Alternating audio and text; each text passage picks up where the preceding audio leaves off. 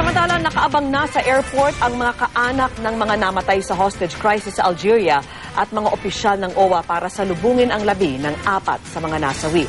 At live mula sa NAIA, saksi si Victoria Tulad. Victoria? Vicky, naiuwi na nga ngayong gabi ang labi ng 4 na overseas Filipino worker na napatay sa madugong hostage crisis sa Algeria.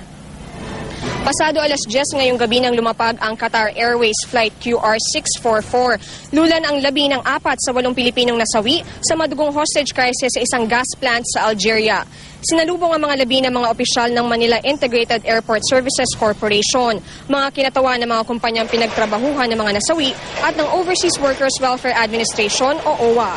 Dumating din ang mga kaanak ng mga naturang OFW pero tumanggi silang magbigay ng pahayag sa gitna ng kanilang pagluluksa. Ayon kay OWA Administrator Carmelita Dimzon, mula sa cargo area ay iuwi na ng mga pamilya ang kani-kanilang mga nasawing kaanak. Bibigyan naman daw ng ahensya ng tulong ang mga kaanak, gaya na lamang ng 220,000 pesos na death benefits, scholarship para sa mga anak at pangkabuhayan package. Nakapagbigay na rin daw ang OWA ng stress debriefing at counseling sa mga kaanak ng nasawing OFW. Ayon kay Dimzon, ilan sa mga nasawing OFW ay 8 taon na nagtatrabaho sa Algeria.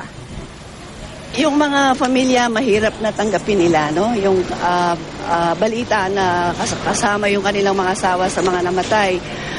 Nung nagpunta sila sa opisina ko, nung isang araw at kahapon, talagang napakahirap na yung hindi nila matanggap talaga, no?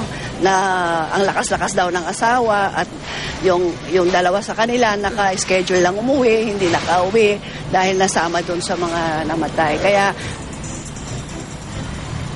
Vicky, sa ngayon 4 na nasawing OFW pa ang hinihintay na maiuwi sa bansa.